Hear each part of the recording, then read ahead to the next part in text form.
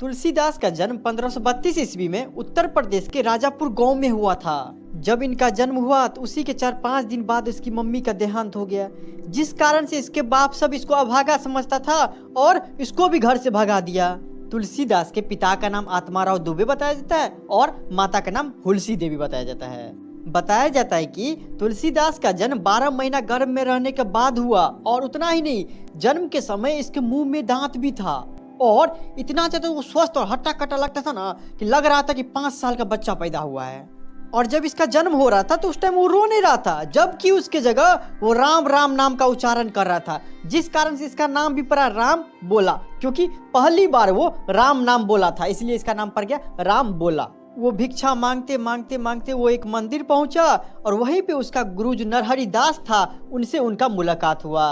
बताया जाता है कि पहला इनका गुरु नरहरि दास ही था, जो कि उनको अयोध्या भी लेके गए, काशी भी लेके गए बाद में, और साथ में उनकी जो भी आरंभिक शिक्षा थी वो नरहरि दास के द्वारा ही दिया गया था। और जब इनका पूरा शिक्षा कंप्लीट हो गया तो ये चाहता था क्या कि हम पारिवारिक जिंदगी सब में नहीं जाए और आध्यात्मिक जिंदगी में ही जाए, लेकिन फिर उनके गुरुजी समझाए कि नहीं, एक ना एक बार तुमको पारिवारिक जिंदगी में जरूर एंट्री लेना चाहिए। तब उन्होंने अपना शादी रत्नावली से किया।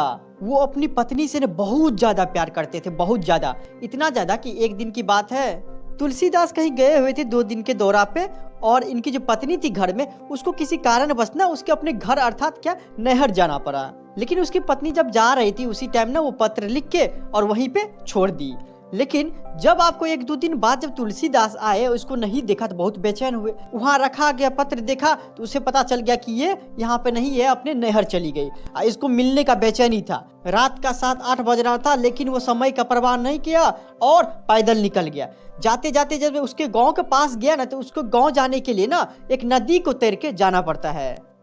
तो वहाँ पे एक नाव वाला था, उसको बोला कि देखिए आपका जितना पैसा बनता है ले लीजिएगा और हमको उस पार करवा दीजिए। लेकिन बारिश पड़ रहा था, आंधी आ रहा था, तूफान आ रहा था, जिस कारण से नाव वाला बोला भैया हम तो नहीं जाने वाले उस पार में, क्या पता रास्ता में ही क्या हो जाएगा, क्या हम तो नहीं जाएंगे। इनको मिलने का तो बेचैनी था।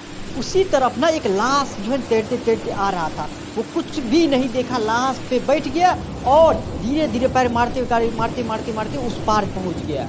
और जब यह बात उसकी पत्नी को पता चला कि वो लाश पे तैर के आए हुए हैं, तो उसकी पत्नी ने उसे बहुत डांटा, बहुत ज्यादा डांटा और बोली क्या, जितना ज्यादा तुम प्यार हमसे करते हो, अगर उतना ही प्यार अगर तुम राम भगवान से करते हो तो आज तक न तुम्हें तृप्ति मिल जाती। और यह बात उसको ऐसा दिल पे लगा कि उसका हृदय परिवर्तन हो गया और अपना झोला झपटा लिया और काशी की ओर निकल गया। बताया जाता है कि उसके बाद दोबारा वो कभी भी पारिवारिक जीवन में नहीं गया।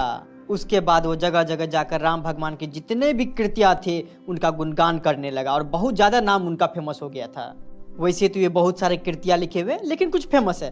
पहला रामचरितमानस, विनय पत्रिका, दोहावली, कवितावली, हनुमान चालीसा, वैराग्य संदापिनी, जानकी मंगल, पार्वती मंगल इत्यादि। और यहीं पे इसका जीवन परिचय बोलिए या साहित्यिक परिचय खत्म हो जाता है। धन्यवाद।